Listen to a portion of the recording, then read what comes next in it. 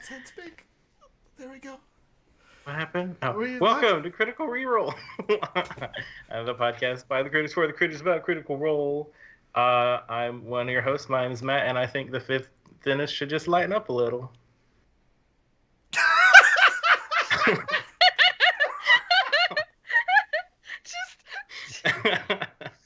Hi, I'm Jessica, and I think D&D monsters exist in real life, and Matt Mercer is a metallic dragon. And I am Dusty, and I'm an Earth Genasi.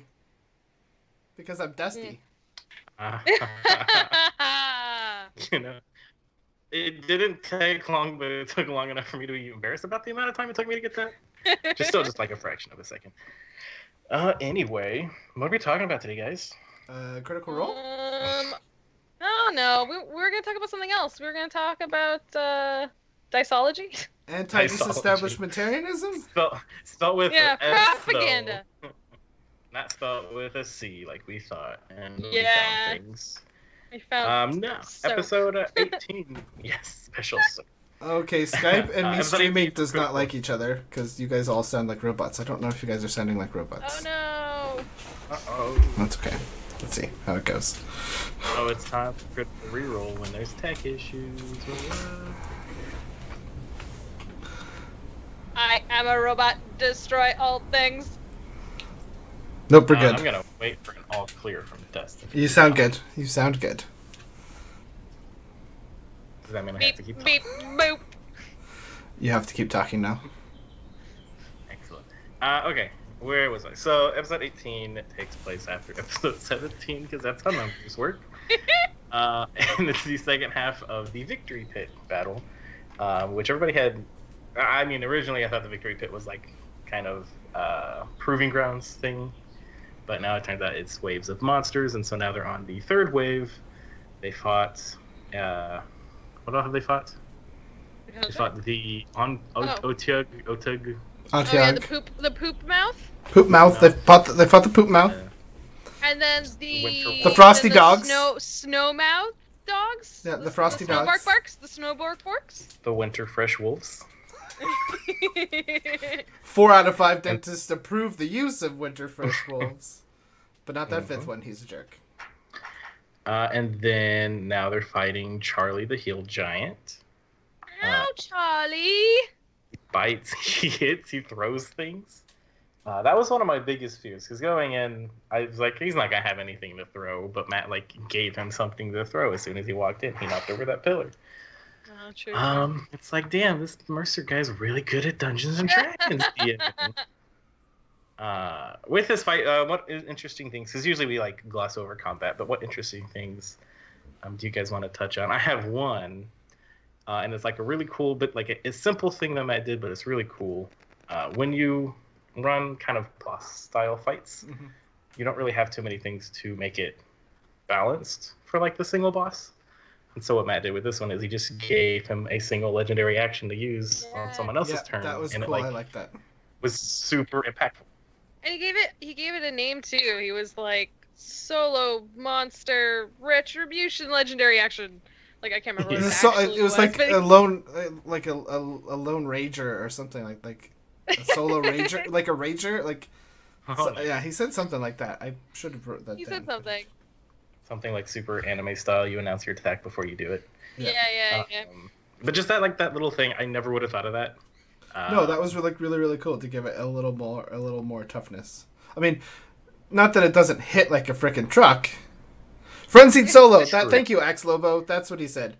Frenzied Solo. Yes, Axe Lobo. Thank you. But yeah, little things like that. I hope more DMs see that and start like, and brainstorming more ideas to kind of help make boss fights more boss fighty, instead of just like throwing more minions at them, or this does more damage, or they have like more counter spells and stuff. But what did you guys want to chit chat about the fight? I don't know, I just like that a lot of the way the rolls went, a lot of the things went were really, like, good story-wise. Like, the very first, like, not attack, like, super missed, and so she was like, it flew up, I was just so spooked, it flew off into the crowd, and Matt, like, went with it and was like, ah, you hear this noise from the crowd, like, Someone gets stabbed. Yeah, basically. What if it was the same mom that got hit with the beanbag? Oh no, earlier no, in the that poor lady- mom. Not a good day She's for gonna her. be a villain. They've created the next Ripley. Yeah, the cover with the shield, that was Yeah, clutch. I was gonna mention just all around they sort of stuck to their guns on a strategy. Despite what other people think, you know, there was crosstalk, there was communication. Bo and Ford, you know, Ford wanted Bo to kind of stay out of things just in case they needed a last man standing kind of thing.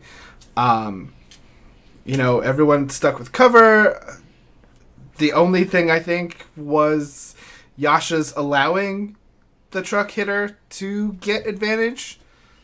Like, plus, you know, she's not raging. She has no rages left. Reckless was probably a dangerous thing to use. Just because, I mean, you don't want to give something with a +8 to hit to advantage. Yeah, especially not that early. Yeah. But no, I liked that. I mean, I always love a wizard that can pop up a shield spell. My wizard did it a lot. Plus, being with 3/4 cover, I mean, that's only the way that wizard is not getting hit. I would like to see more casting from this wizard eventually, because I like wizards and casting spells, but that's just my personal preference. My favorite thing that I've ever done as a wizard used I had a blade song, so you get your intelligence added to your AC. So that was +5, and then I did shield as a reaction when I got hit, and then somebody else did like a shield of faith on me. So I had like an AC of 25 for a full round, and it made me feel so cool. I couldn't be hit. Made the dungeon master mad. Yeah, Axlobo called out the clutch sleep spell.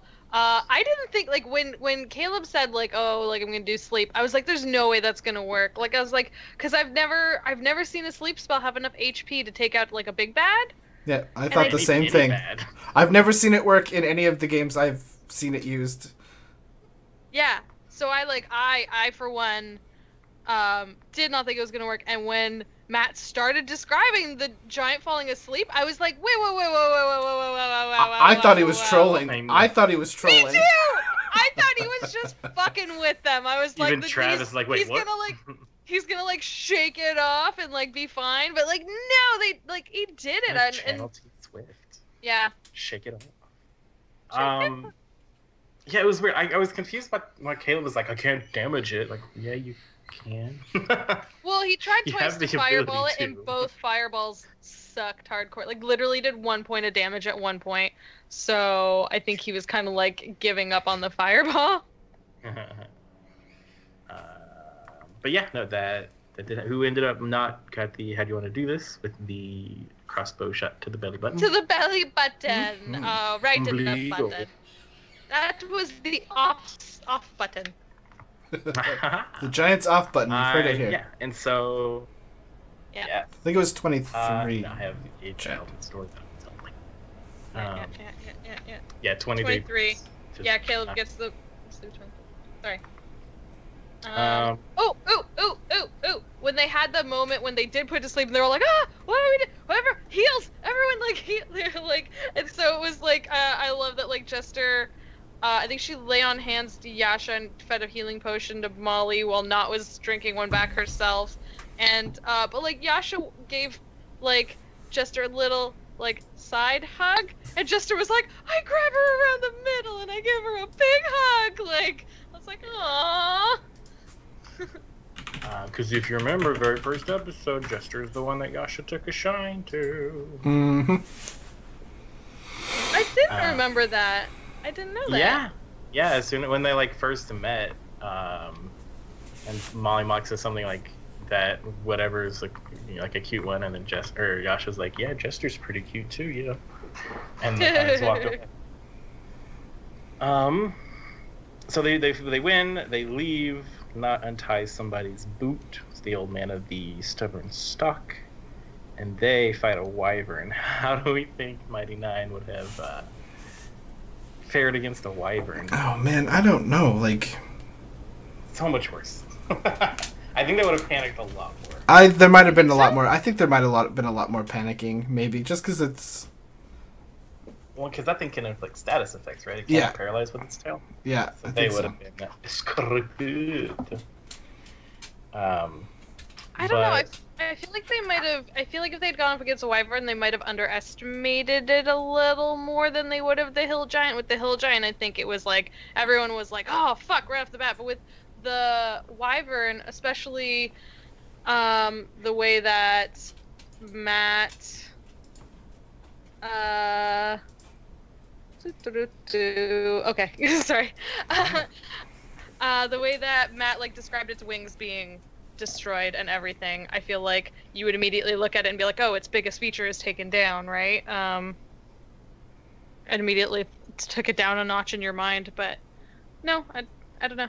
I don't know about all the status effects of a wyvern. So it's not a stat. I'm looking at it now. It can sting you and do like extra poison damage, but all in all, I think it does a total it does less damage than the giant. So I think they fared really well. They did a good job, I think. They did a great job. Technically, nobody died. They all got back up. No, and like on the rewatch, like it went a lot shorter than I felt like it was going when I was like in it live. Like I'm like, oh, they handled that pretty good. Yeah. So all in all, we were worrying about nothing. Well, you know. The stubborn stock is. Oh yeah. I mean, we can worry about things. Stubborn stock, everybody, but the little. How was it? A halfling that had the tattoos. The halfling and main dude Darrow finished off the wyvern as the rest of their team fell. But then they go back paladin to the of another paladin of Bahamut, Darrow. He was paladin of Dawnfather. Dawnfather. Yeah. That's what I meant. Which was interesting. So, and they have this whole conversation. They like are in the holding room and they're all talking and skipping around like we do. When Darrow leaves, nobody even kind of tries to look at the holy symbols of anybody, but he points out that Darrow follows the Dawnfather. So I feel like that's gonna come into play later. But they are in the VIP, like the room, and a bunch of VIPs are there. There's Starosta, Dolan. After party.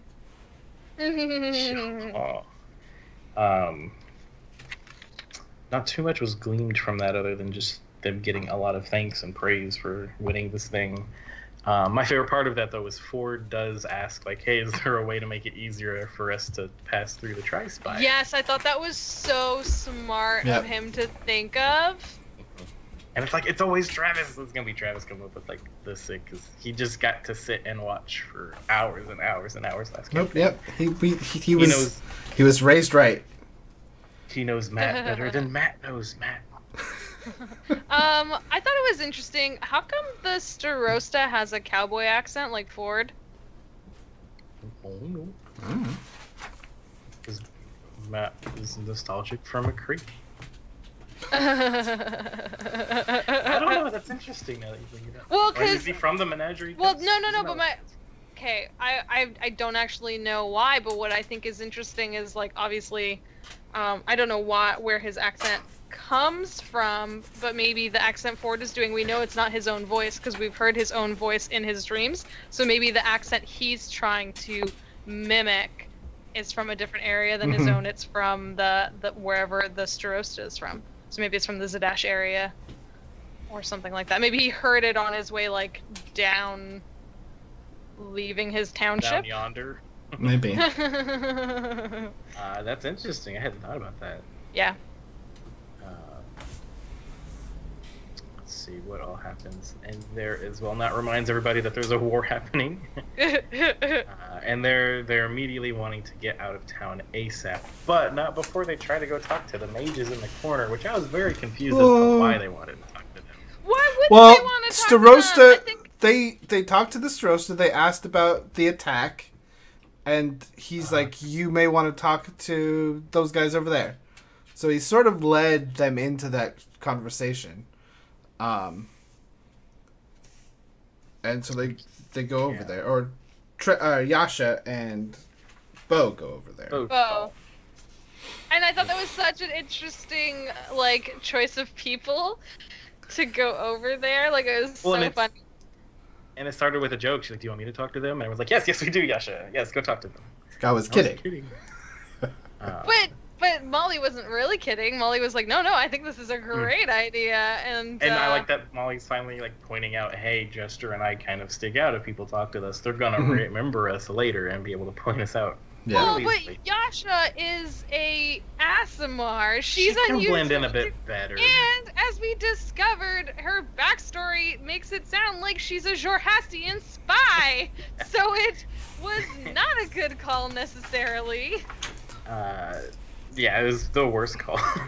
No, so they talked to Ormid, who turns out to be what we believe is an Earth Genasi. If anyone has any other thoughts, throw them in chat. But yeah, black obsidian eyes that are sparkling almost, built like Wolverine. Teeth short are almost... like Wolverine. Yeah. Short and stout. 5'3" is what Matt said. Yeah. Which is about my height, so I want to meet this guy. I want to be next to this like tiny little wizard. Not quite human, but welcoming. Great teeth. Yeah, Yasha. Dusty. Yeah, great teeth. Yasha was super open though. Yep. It's like, where are you from? And did she say Zorhas or like some other city there? No, she said Zorhas. Okay. And then Sam's immediately like abort mission. Yeah. She specified Northern Jorhas though, so I don't think that's where the like battle is happening and stuff. Yeah, we get a little bit of backstory there. So she like came to this side about 8 or so months ago, she says. And that puts everyone, the party included, in suspicion. Yeah. And she has to make a wisdom save I'm assuming it was detect thoughts that he did. Yeah. Yeah, and just like see what she's thinking and then dive deep. And if he found anything like interesting, he didn't act like it. He acted appease. No, because he's like, see, that's the thing. He said, I'm confused. Oh, go ahead, Dustin. Oh, well, he said, I'm glad you're fighting on, like, the minute he was done with that little, like, how Matt described, like, you think you see him doing something, but you, like, really don't. Cool. Then he's like, I'm glad you're fighting for our side. Like, whatever he picked up there was definitely, was instantly, like, not threatened by Yasha anymore. Yeah. And it was more like, hey, I want to... He was placated. Was he not threatened? I have like the note, like he's either put at ease or he's more suspicious. No, he's not. I don't. He definitely was like, I'm glad you're fighting for our side. The way I took it was that he was, like Jess said, placated, and that whatever he picked up in there, he was like, oh, okay, yeah, interesting.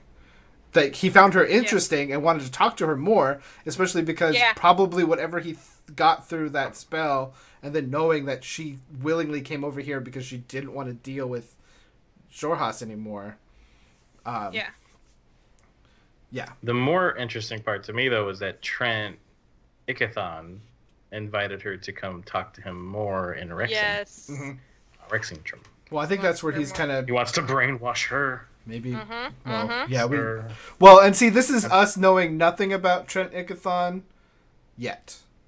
Except, as my usual favorite is, to watch faces, the minute Mercer says Trent Ikathon, even in 2 times speed, Liam froze. Like, he just went that dead Percy hearing Briarwood stare, like, down a diagonal, and then, like, you could see him breathing heavily and, like, hardly blinking, and you just, like, yep, that's the guy. There's definitely something going on there. So, like you were saying, when he's inviting her to, like, Rexington, do you think he's inviting her because he wants to brainwash her, because he wants to, like, analyze her, because he wants to, like, interview, you know what I mean? Does he want to get more out of, like, more information out of her head? Or do you think he wants to use, because now we know that he's got a specialty of propaganda, does he want to, like, fill her brain with stuff and send her back over? Well, I'll tell you right now that detect thoughts, he could be doing surficially that whole entire time they were talking. The wisdom save is only to delve deeper. Right. So he, like... To, like, get emotional. Yeah. Like, we don't know, like, what's going on, what he was doing before that. Or to anyone he talks to from now on. Like, don't trust a wizard with detect thoughts. I used it a lot. Never activate it near a brothel, though. I made that mistake as my wizard. Oh, boy. Oh, fun. Mm-hmm. Yeah. We'll talk I'm- later. I know. I want to hear more about this in the After Dark episode. Yeah. We also, let's see, what did we learn? The Kryn Empire is mainly composed of dark elves. They settled in some ruins, and Oh yeah, that wherever was Yasha, interesting. yeah, and wherever Yasha is from, they're like forbidden from going there because Yeah, it's like some ancient kind of like the whole civilization. Lion King, anything the light touches, but don't go to the shadow area. Yeah. Oh, so that's interesting though. Can we talk about that? So it does sound Just like keep the skies dark. exactly. Yeah, I have that in my notes too. Yeah, I have that too. That they settled in the big ruin and it was forbidden, and they keep the skies dark with their dark magic, and they enslave men, beasts, and demon. And Yasha has never been there, and when she was asked, like, would you like to go? She's like, well, I've always kind of wanted to, like, see it with my own eyes. Like, I want to know sort of, like, what's happening there. But, yeah, so in Matt's universe, dark elves are in fact evil. Like, that is what we're going with. And are we going with, like, because don't drow usually live, like, underground? Are they darkening the sky so that they're more comfortable above ground? Yeah, because and they everything are. like that? They're sensitive to light. So yeah. Yeah. I And can't like click on links, darkness but- is like an inherent spell that they learn. So it makes sense that they would be able to amplify it in some way and darken the sky, which is why it makes sense that the previous when the page ran in to like give them the information on the war, he was like, skies darken on this side or whatever. That's them like physically encroaching because they had to make the sky dark so they could attack. Okay. So they would you would be able to see sort of where they're encroaching based on like the sky. It's like the dark mark in the sky. Oh Harry Potter no. references. Yeah, but not quite as cool. It's not an awesome like snake mouth skull thing. A fun fact we've been given by FMA in the chat: the Darkening is the name given to a spell that casts shadow over the Silver Marches. This is in like D&D official lore, in preparation for the Drow and Orc invasions. So that's like a common thing apparently. Thank you, sir, for that. Given all the information that the party has, they now decide more that they should leave, but maybe wait one day to gather supplies. What did you guys think? Do you think they should like cut and run that night? Because they were kind of getting offers to go ahead and join the army that night. Yeah, they definitely didn't want to get conscripted. I kind of thought that they were going to jump town, but then like Liam as Caleb wanted some things. But I didn't expect them to stick around. Quite as long as they did. Yeah. One day more. And this is when Darrow leaves and they get the little note that he follows the Dawnfather. But why? I want to know. Actually, I thought it was interesting that was it at that point that Ford asked for that entire list of places from him, and he like really laid it out, which is why I was like looking for a copy of the map, because he's very specifically like, what kind of interesting stuff are you looking for? Like legal stuff, illegal stuff, because you could go to like Cherry Creek Run where it's full of like murderers and thieves and like strange things. The way he like put that was so funny to me. Well, he did mention Terry's hometown too, I think, where they have like good drink, or like that direction. Well, he said Deastock to the west, along with Comorda, where there was good drink. Pride's Call, Gringolier, Solstice Academy in Rexentran, and like I don't know, Grimgolier. So he mentioned some dwarfs that were more happy, and then Grimgolier. So I imagine Grimgolier was like a dwarven fortress on the border, and they're like those dwarves are not so nice, and then these other dwarfs in the other place were more jovial. My ears perk up when I hear dwarf stuff, so I focused. I have that stuff in my notes.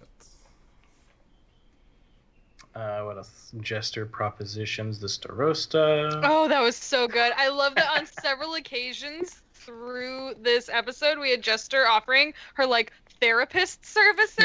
She was like, yes, I am such a good healer. Just not even just the body, also the mind and the mental health. So if you need to talk, I love that so much. And I think was it Travis even at one point remarked on like how much she was charging for her services.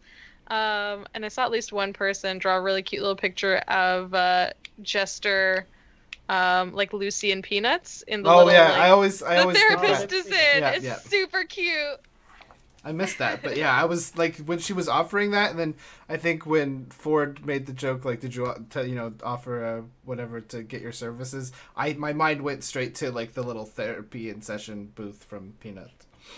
Yep. So cute. What else we got? After that, I think they just head into the Tri-Spire, go to the Pillow Trove.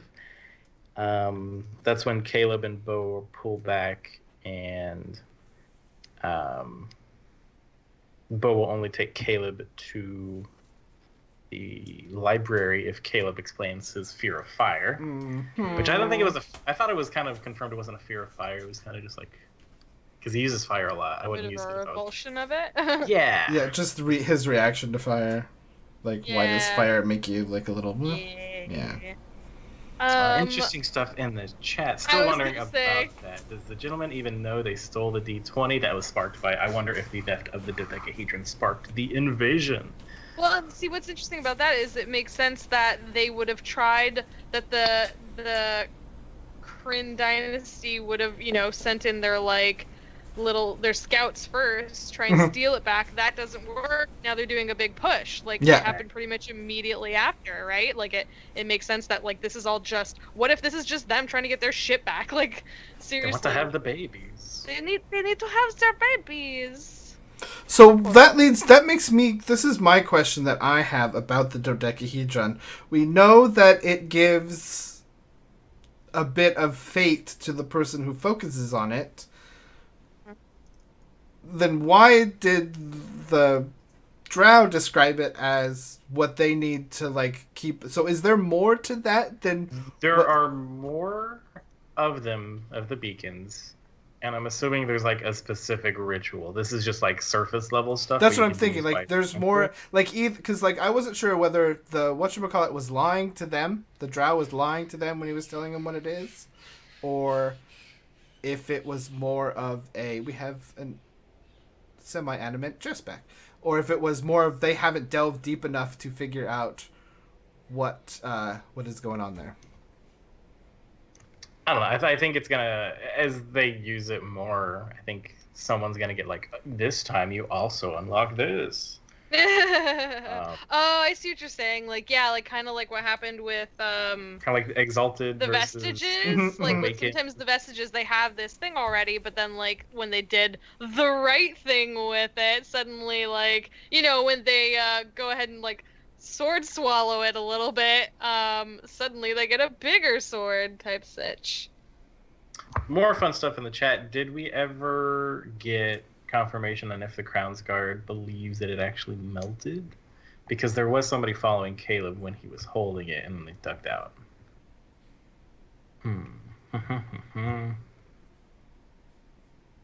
The world may never know. I'm not sure.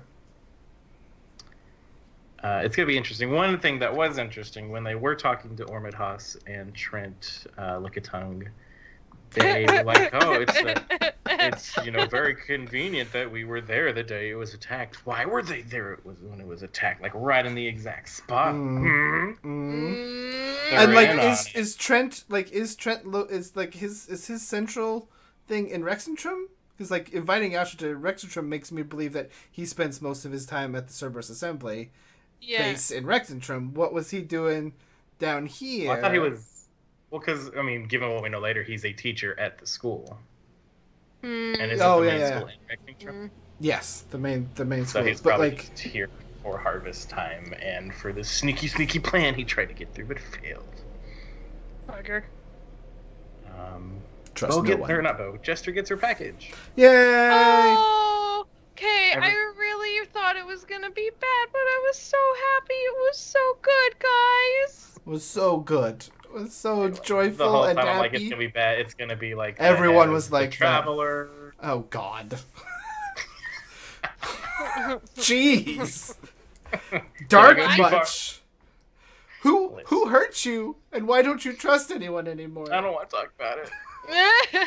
You get the letter. 200 gold, red, green, blue, and 2 black ink wells, and then lavender perfume. That's her mom. Oh, that was so sweet. And we got her mom's name.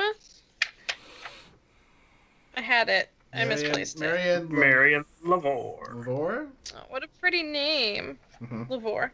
She doesn't tell people her name, so don't go spreading that around. Yeah.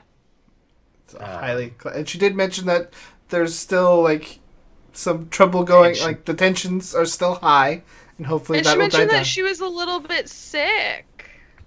So... Oh, did she? Well, she said, I'm sick without your care, or like... And I didn't know, like, you could... She's the cleric.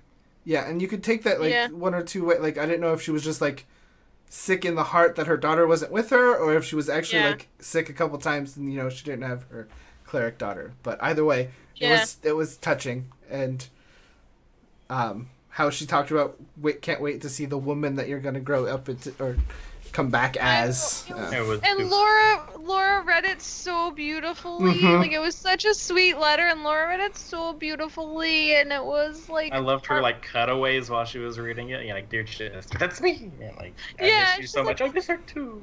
Yeah.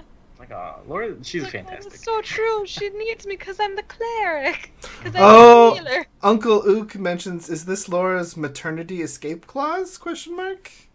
Oh, that's interesting. Like, I mean, like, what is gonna? I mean, when the baby comes, like, how they? What's... Well, so this is an interesting thing. So, and we're gonna talk about like what they can get at level 5. One of the spells that you can prepare as a cleric is sending. So now she can like talk to her mom if she wants. Oh, that's nice. So she could like be like, oh, what? Yeah, you sending need me is now? fun because that doesn't have a range. It's like someone you know. On the plane, on the plane, you can just instantly like talk to. So yeah. Another wizard spell I used a lot too. I feel like they're setting up because it's getting, which I don't know when she's due. July, is that when they said? I think so, somewhere around there. I missed it. I don't know when she's due with the baby. It's a little baby. I'm so excited for them. She was expecting more gold. She only got 200. Apparently, when she started her journey, she had 5,000.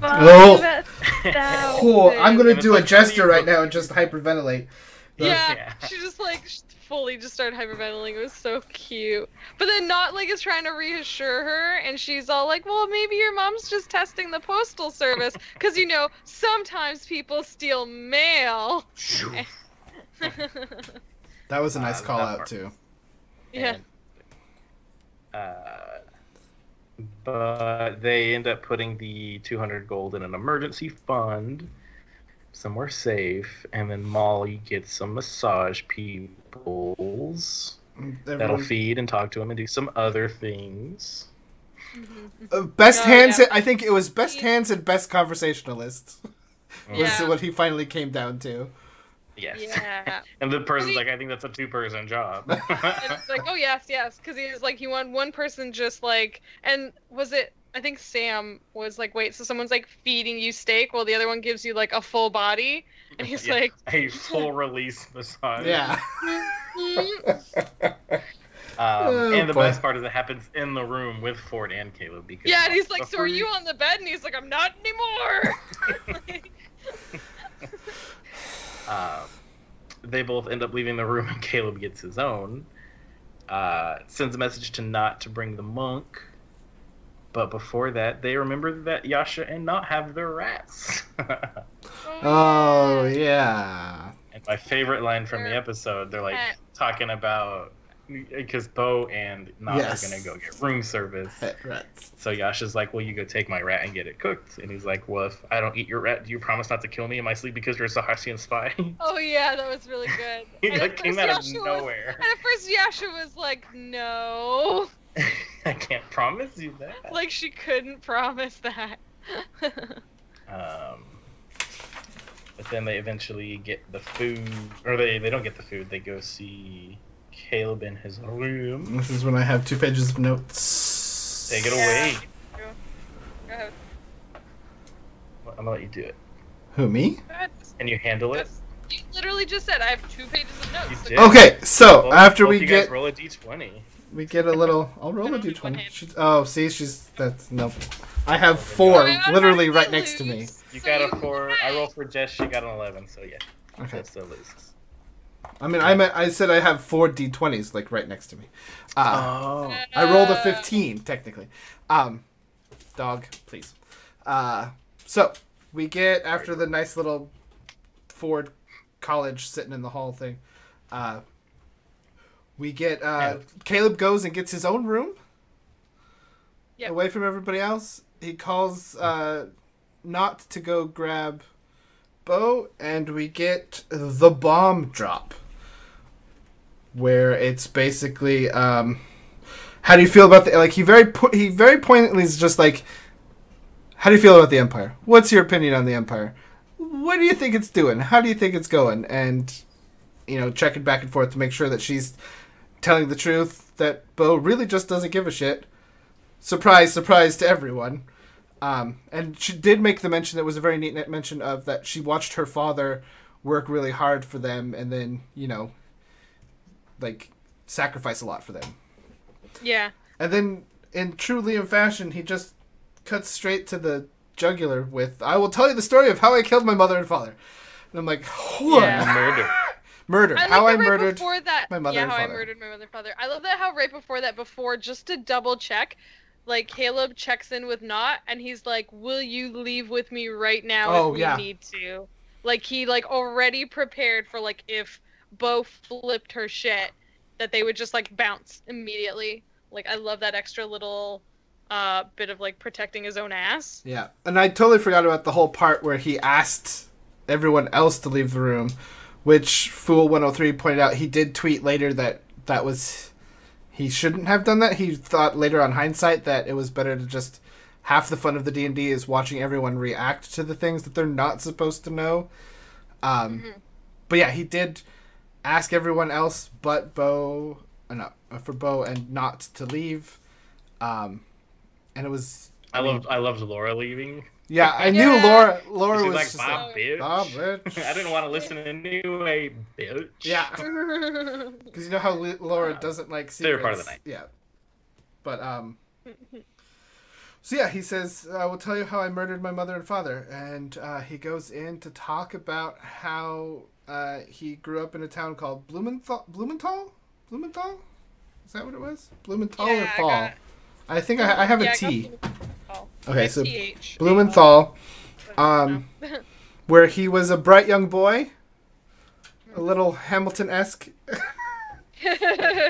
in that, people all thought, he kind of just slid by on some things, like people thought he was like great, and then he was recruited to the Solstice Academy, him and 2 other people from his town as children. In their teens. In their teens, that's right. Because, like, it was trying... Yeah, I have teens right here. In their early teens, mid-teens, well, I mean, we don't really know. They spent a year at the Solstice Academy before Trent, wonderful Mr. Trent Licky Tongue, showed up and recruited them. And the other 2 students he was with, or 3 students. Yep. And they went off to some cottage in the woods, and I mean, listening to Liam describe the training is extreme. It felt like, I can't remember the movie. Who's in it? Colin Farrell, and he's at the Knock. He's doing some, like, secret agent training, and one of the guys takes a shine to him and starts, like, giving him personal training.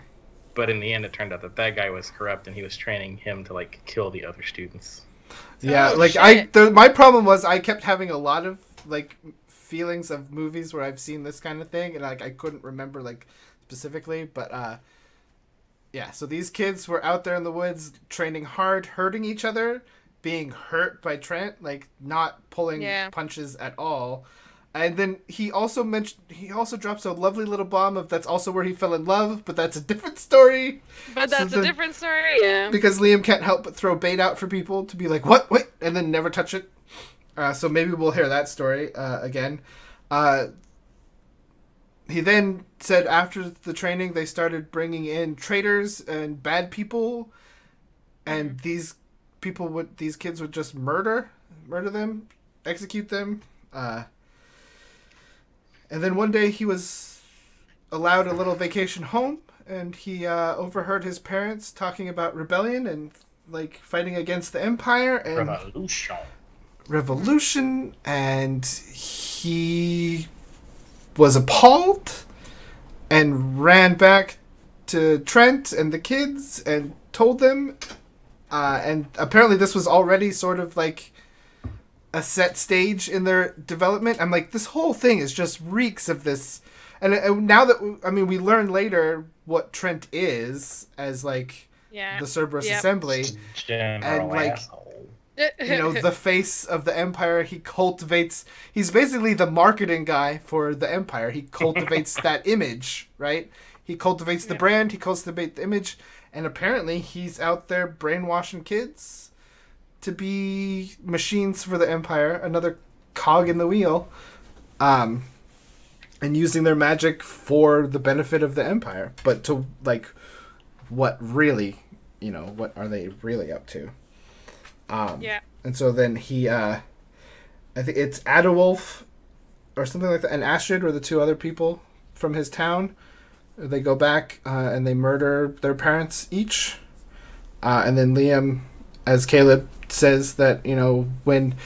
What were the two ways? Like, one of them... The girl poisoned her The girl family. poisoned their family. I don't remember the first one. I don't think they really touched on... I think he just like said he Assassination killed... in the Night? He said we went to his house and he killed his parents. We went to her house. Had dinner with them. Poisoned them. Yeah, had dinner with them, and then they poisoned them, and then they went to his parents, blocked the door with a horse cart, set it on fire. Set it on fire. And then he says he broke. Correct. And yeah, like Bo and Not both thought that he was talking about, oh, did you go in and save them? And no, he literally just broke, lost his mind. Got sent to an asylum for a while. For many years. We still don't know how old he was, because in this, Marisha asked him, he's like, "How old were you?" And he's like, "Young." He's like, "In your teens?" Yeah. He's like, "Yeah." Kind of like blew off the question. Yeah. So and then he kind of described it as like another one of the patients laid hands on him and cleared his mind. So like another one of the patients cast greater restoration on him. Is that sort of what happened? Because he says he also got his memories back at that point. It doesn't happen with greater restoration. Mm-hmm. It does, and it was interesting because he later said that she went mad. But that's not part of greater restoration. No, you don't and absorb. I feel like it is. I mean, I don't know what all changes Matt makes to how magic works. Yeah. So whatever memory changing spell, maybe there was like some sort of fail safe that the person who removes it now like is all fucked up in the head. Yeah, I mean, he may have had more going on with him, or I mean, this might not be greater restoration. Like, we don't know who this person who was in the asylum was, but maybe she was, touched by a god or something, or saw something wrong with him and wanted to fix him, and that sacrifice, did something. Yeah. But anyway, so we learned that he gets healed from this lady who later goes mad, but then also he realizes that those memories were false. He plays it up for a couple weeks and then makes his escape by killing one of Trent's men and taking the amulet, which apparently they tweeted it on Twitter. Oh, they did? Yeah. It's an amulet of proof against detection and location. So divination. I was gonna say, what do you think the item was? I didn't know they had actually tweeted it. Which this also makes me like. Oh, sorry. Go ahead. Describe. I was just gonna say. So while wearing this amulet, you are hidden from divination magic. You can't be targeted by such magic or perceived through magical scrying sensors. So this makes me, because remember. Shout out to Rowan for getting them to tweet that. Oh, thanks, Rowan. Thank you. So my whole thing was when he had originally run off with the dodecahedron, I remember just being paranoid. I'm like, well, divination's gonna find him. They're gonna find him. But then you learn that Oh no. Matt takes up all the screens now. I am you're Matt. back. So, I was always worried that they were going to find him, but obviously, he was protected from divination too, so that makes a little more sense on why nothing could ever be found. And why he was always like, "Can I hold it? Can I hold it? Can I hold it?" Yeah, he was definitely so he couldn't be found. And then, so that's basically the story, because he's been hidden by that amulet this whole time.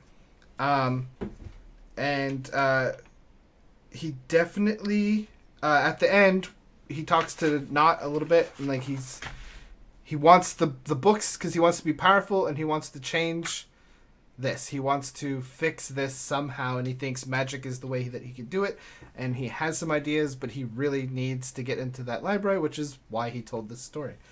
Of the people that were mentioned in his backstory, who do we want to show up again the most? The two students. People in the chat saying the two classmates and Definitely. also the cleric lady. Yeah, I definitely want to. I definitely hope one day we can go to the asylum that he was at, and maybe she's still there.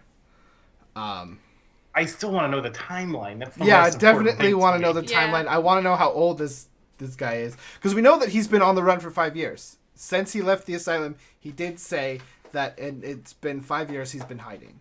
So then he wouldn't be very old at all. well, and he must have spent a couple years in the asylum too, though. Because he made it sound like it was some years that he was there, because he said a few years. But still, he was a teen, and only a few years went by. Well, when he's in the silent, he's like, I don't even know how long I was there, or something to that nature. Yeah. So yeah, that's true. I mean, that could be a whole section of him that's just lost.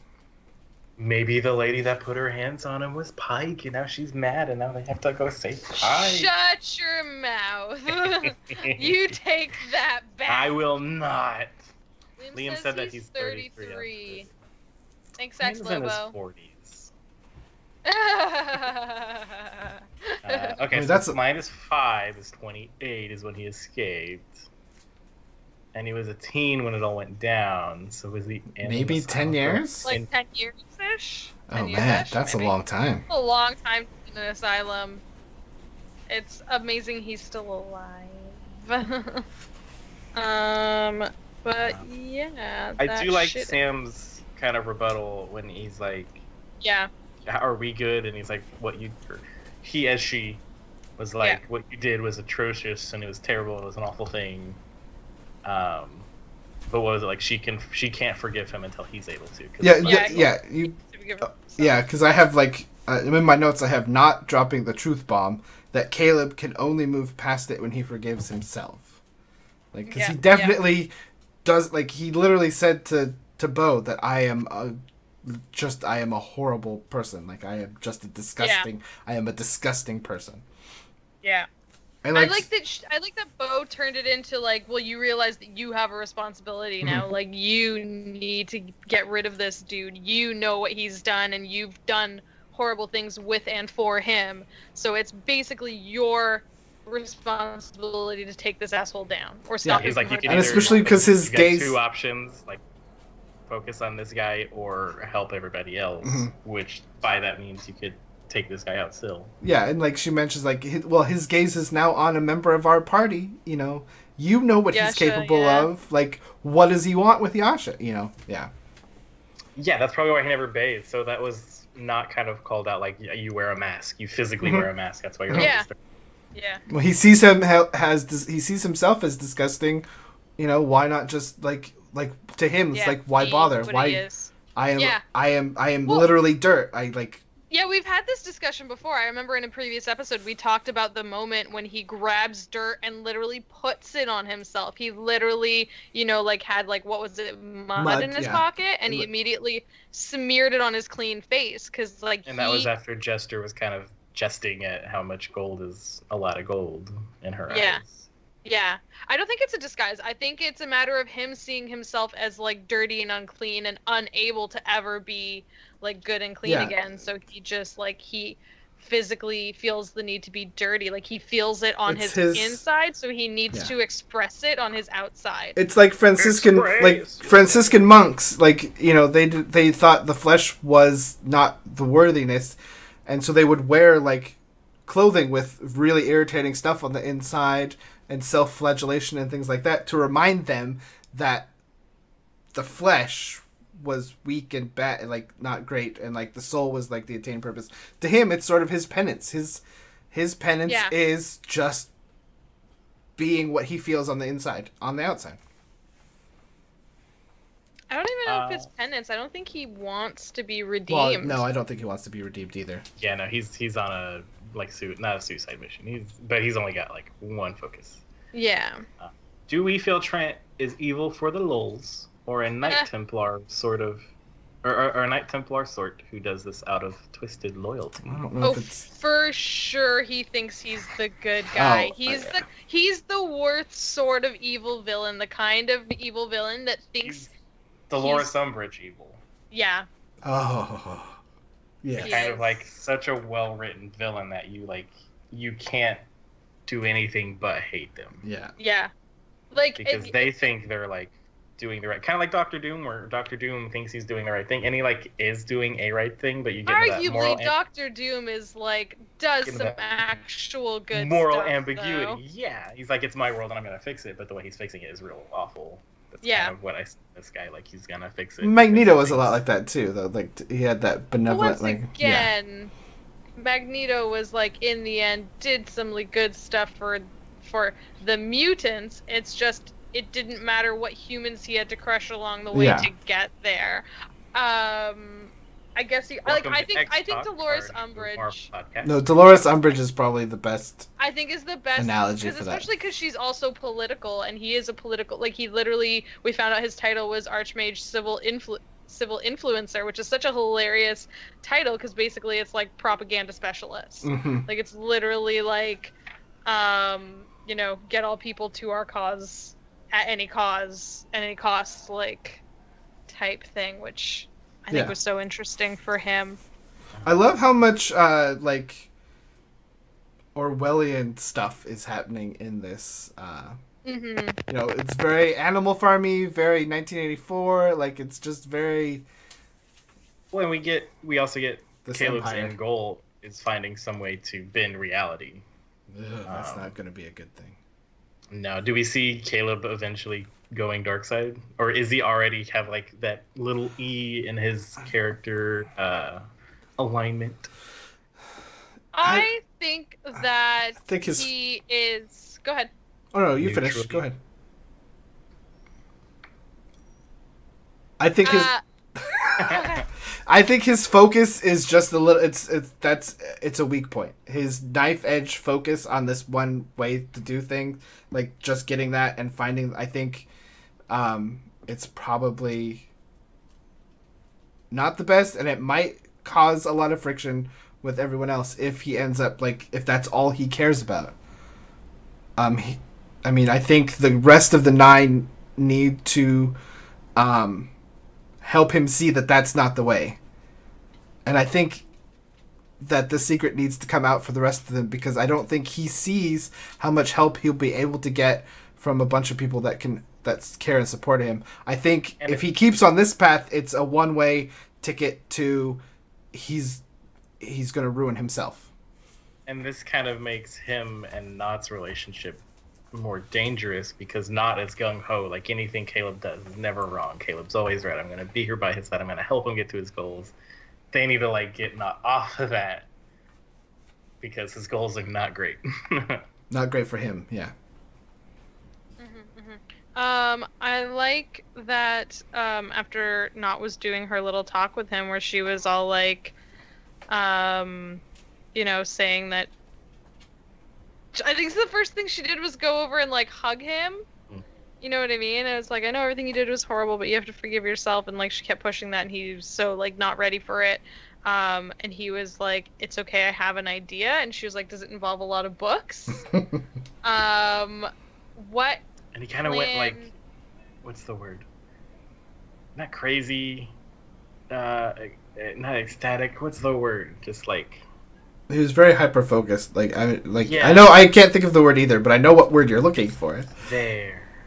It's there. Well, I just I want to know what his plan is, and he's talking about how he wants to change reality. Like he's literally saying how is he hoping to change the past at this point? Is he hoping to change what do you guys think? Is his plan to bring people back from the dead who they've killed? Is his plan to maniacal? Sorry, everyone in chat is guessing words. Go ahead. Kind of maniacal. What it's I feel like it starts with an E, but I'm always wrong when I guess that letter. Jumping around, since we've kind of spent a lot of time on this. What I think of this is Matt kind of lets slip what he wants to do. So when they go to the library, he's looking for books, and he's really not giving Matt anything to go off of. Oh, so finally he yeah. lays down the law and he's like, "What are you looking for? I need to know." And he's like, "I want to find stuff about bending reality." And then he lowers his voice and he's like, you know my goal. Do I find anything what I'm looking for? And Matt says something about you do find some stuff about temporal shifts, the passage of time. So I feel like he wants to go back in time and either stop him from killing his mom, or stop the whole thing from happening with Lickitung. Yeah, that's what I was wondering, and it was interesting the sort of things he was getting, the bits of information he was getting about that. I thought I had better notes. Yeah, because he said transmutation and time, and Matt went definitely into. Oh, go ahead. Nothing. I just have a note that he found information on mages, that he found 2 specific mages that thought they got to the point where they could rewrite the past, but one turned to dust and one disappeared, never to be heard of ever again. Oh. So find the dust and resurrect it. And he did also mention that the time they could either slow things down or speed things up, which is slow and haste. But then you start speeding it up too much, and that ends up destroying a lot of mages who have tried to speed it up too much have destroyed themselves. So yeah, he definitely made it sound like that stuff is just a magic no-no and nothing good comes from it but destruction. Because he's specifically looking for people that have pushed the boundary. Yeah. Because before that, what he was finding was information on what was it, near the Age of Arcana, near the Calamity, when sort of Arcana was reaching its max potential before everything got too magical and everything had to be shut the fuck down, basically. And when they're talking about they made entire cities float, and they made just all this crazy magical shit happen. Entire cities out of diamond or mountains out of diamond for defenses and things like that. Because I think he covered some transmutation stuff. Which we know is his school. Escuela.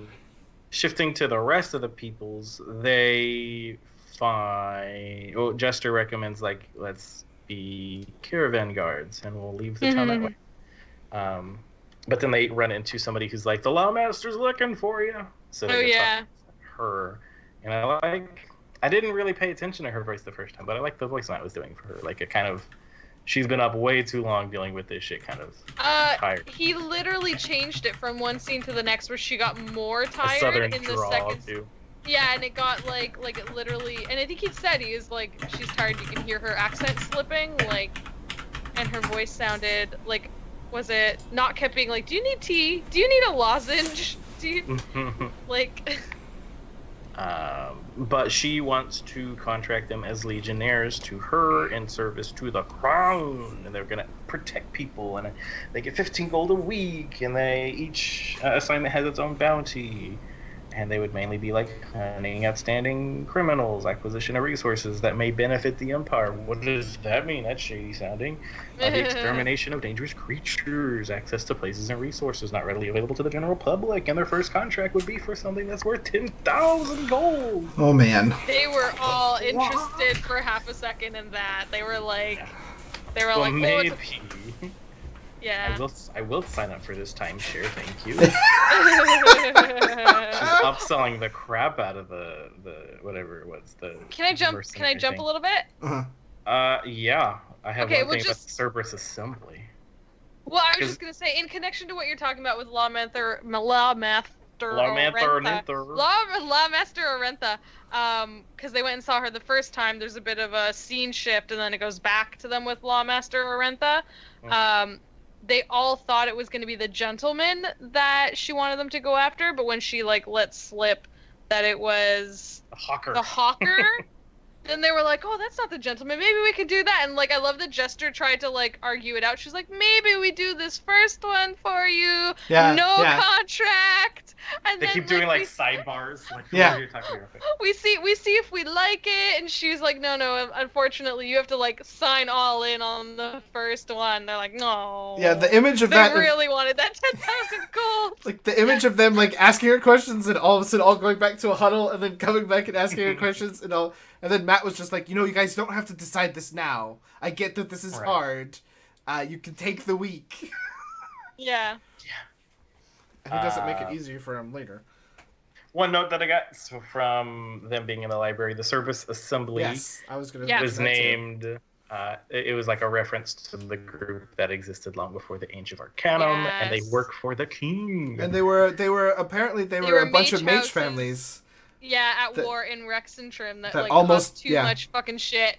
And so rather than being sentenced to anything, they agreed to put that aside and work for the Crane. And so in the ceasefire, they made the assembly, and we got to list off a bunch of names, which apparently when Matt showed his phone, it's like, oh, there's way more information. I'll just go to email all of you guys. And those are just the current people. There's like did you say they were the current heads of the house? Yeah, I think so. Like the different departments. Has he shared that email yet? No, I don't think he shared that with us. Rowan, please call Matt, since you have the connections. Yes, Rowan. And get him to reveal that, please. Thank you, bud. Rowan, we love you. Yeah, we get this long list of names that I only got 2, and I can't even read my handwriting. I mean, I mostly wrote down the cool titles that they all had. Like, I mean, we learned Trent is the civil influence, the civil influence, Archmage of Civil Influence, and I'm like, that's a title. Just pick something up that both Dustin and I missed. The Dolan person. You want me to say it? It's because I think that we've heard this name before, but the thing was Sam was the one reading it, and Sam was reading it as Dolan Tversky, but it turns out it's Dulan Tversky. So in one of the first episodes, they get to Zadash when they go down to meet with the group whose name I'm not remembering, the Knights of Requital. Boom. Good job, Jess. Not makes a point of saying, I think it was to Ford, to be like, oh, just if you happen to see someone named, and at the time she says Dolan Tversky, but it's Dulan Tversky. Let me know. And they're like, why? What'd you do? Like, nothing. So I don't know if she stole something from him or crossed him or we still don't know about the hooded figures that she saw very first, or before the very first episode, or episode 0, when she's out sneaking around the town. Yeah.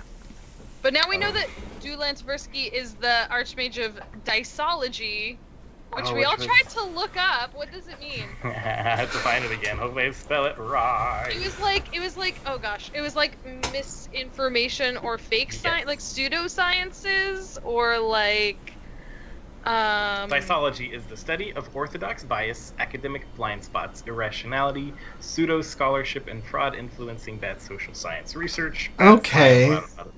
So it's like a lot of things. Blind spot. Okay. It's like the opposite of whatever Lickitung is. he's spreading propaganda, and he's figuring out how to stop it. How to get rid of all these fake little things. Yeah. Interesting that if that's what it is, it's interesting that that's even a thing. Like, how does the Empire use that? I mean, domestic protection. We got Ludicrous. Ludicrous was the domestic protection, and he was Delenti or something like that. Like, trying to write down these names, I've replayed them so many times. He was the oldest. He was the oldest, and apparently the original. Yeah, so he's definitely an elf. Because it's 150 years ago, right?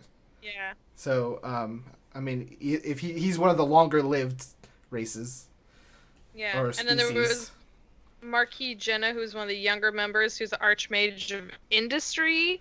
So that's interesting. And if he's in something, which is the last name I have, I didn't get the title.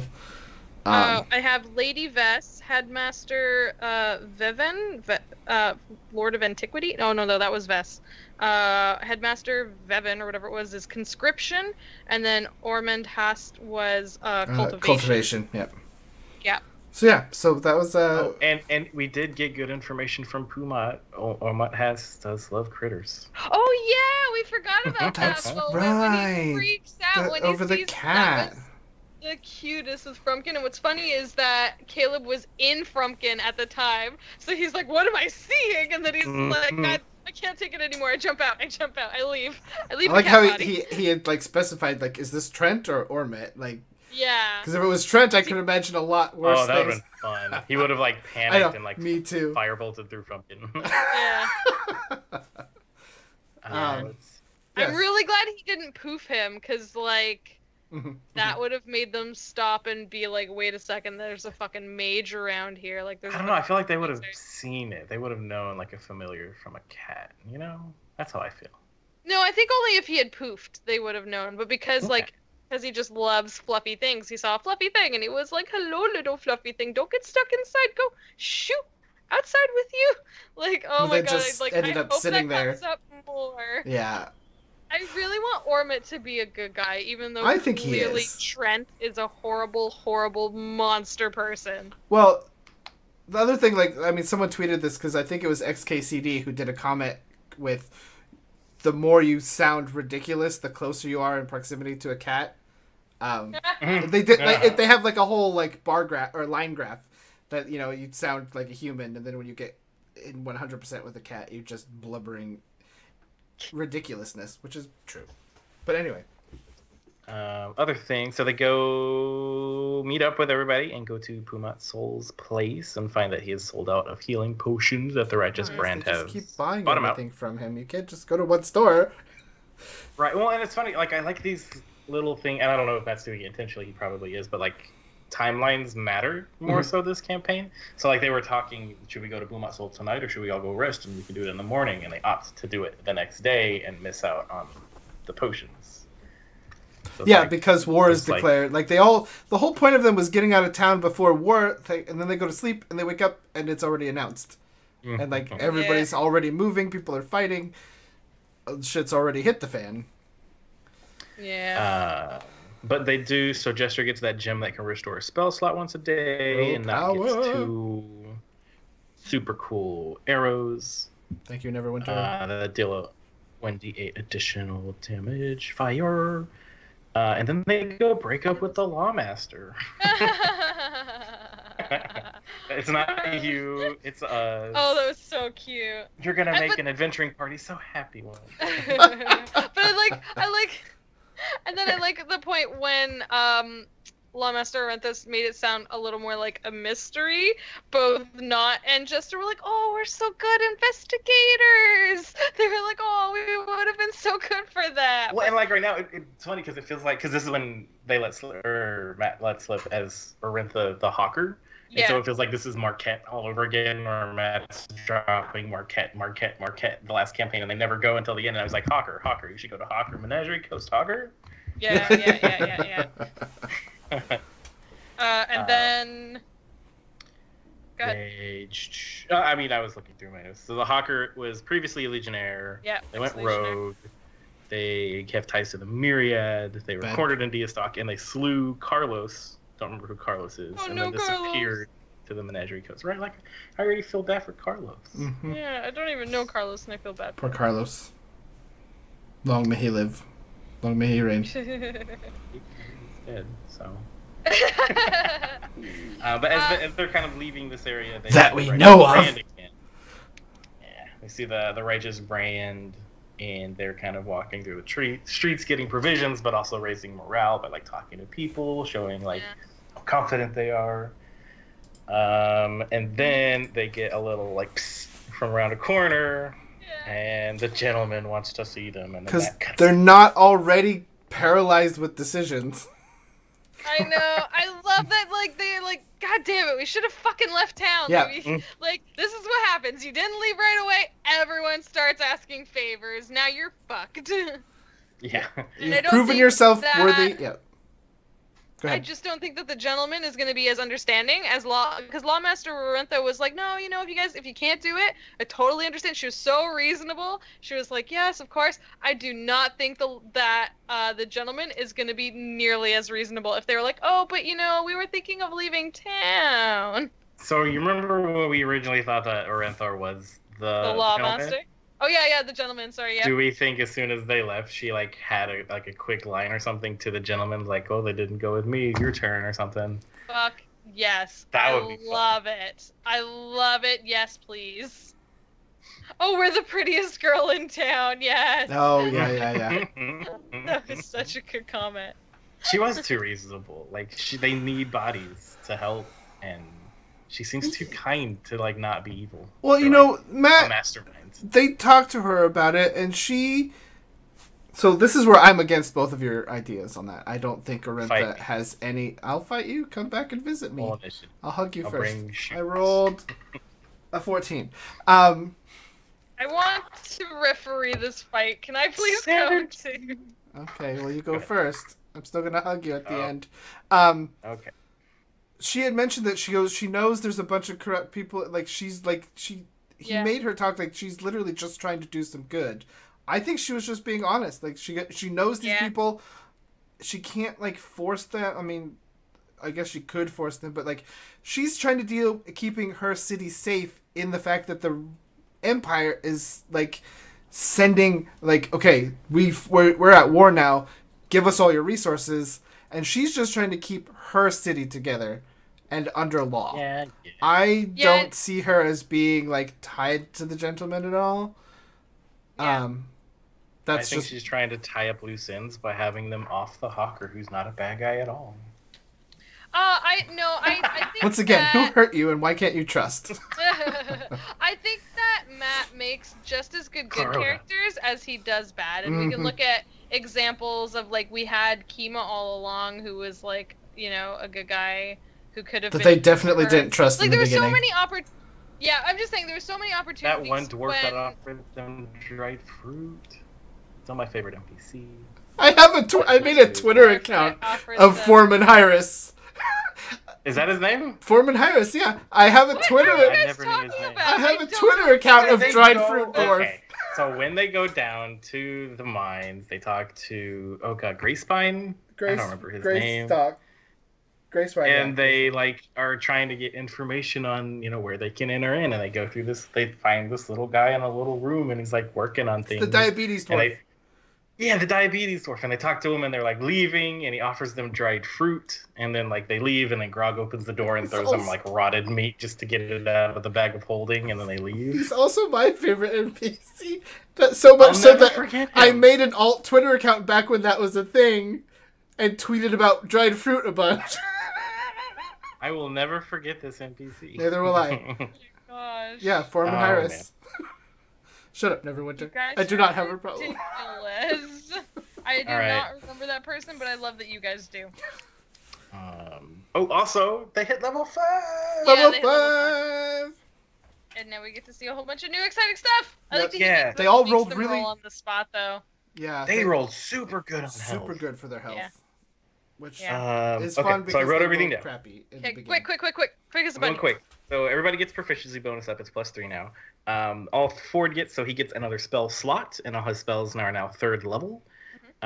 He gets another invocation. His hit points are now at 51, and his spell attack is +7. His DC is now 15. Beauregard gets martial arts damage die goes up to a D6 rather than a D4. So when she uses something that's a martial weapon, it's now a D6. She gets extra attack and stunning strikes, so whenever she hits, she can spend a key point and try to stun him. Her hit points are now at 44. Caleb has 3rd level spells. Did you guys think of anything before that he might take? I have written down that he's probably going to take Blink. He's probably going to look at Clairvoyance and Counterspell, Fireball, Haste, and Sending. Do you think he'll take Blink even though Laura gets Blink? Yes, because you can switch him as a spell, so I think he's going to switch maybe Blur for Blink because it's better, in my opinion. And then I was thinking since he took Comprehend Languages, he's going to take Tongues, so he can now speak any language. I could see him wanting to do that, because he that's the sort of stuff I feel like he likes. So Not gets sneak attack damage is up to 3d6 and uncanny dodge. So whenever she takes damage, she can use her reaction to reduce it once per turn. Jester, she can now cast darkness once per day for being a tiefling. She has destroy undead. So if there's an undead creature that has a challenge rating of 1/2 or lower and they fail the saving throw on turn undead, they're instantly destroyed. She automatically gets blink and dispel magic for her domain spells. And as far as other things, I feel like she's going to take sending so that she can have a direct line to Mummy. Her hit points go up to 38. Her spell is the same as Ford's, +7 attack and then DC 15. Molly Mock gets an extra attack, an additional blood curse, and I think he's going to take either Mutual Suffering because that's super extra and Taliesin, or the Marked, which is kind of like a Hunter Mark thing. He has 59 hit points now. His Tiefling DC for his friends and Charm Person, and now Enthrall, he gets that. His DC is 11. Yasha gets her extra attack, fast movement, so her movement speed goes up by 10 if she's not wearing heavy armor, and her hit points are now 55. Did you mention Laura's Revivify?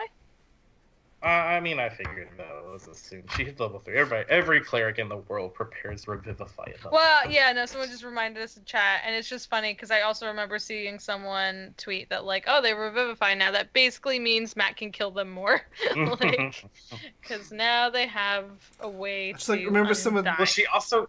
Hold on, sorry. She also gets Spiritual Guardians, which is a more fun version of the spiritual weapon, so you get, like, 4 floating ghosts around you. I feel like Jester could have a lot of fun describing how that looks. Yeah, that's gonna be amazing for her to do. I will like Jester flavor on her stuff. I'm excited. I'm excited. There's just gonna be 4 more hers. She's gonna be like, "There's more me's." Like the whole campaign is gonna be like, who can have more of themselves, Jester or Caleb? Yeah.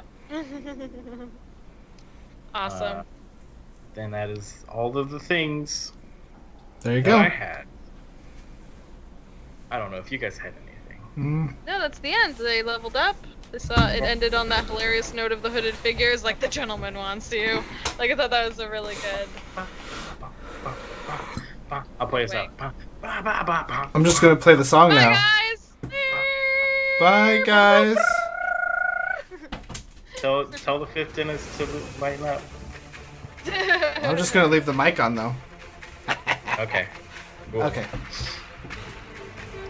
I don't know if I Nope, you are not anywhere near it. No way.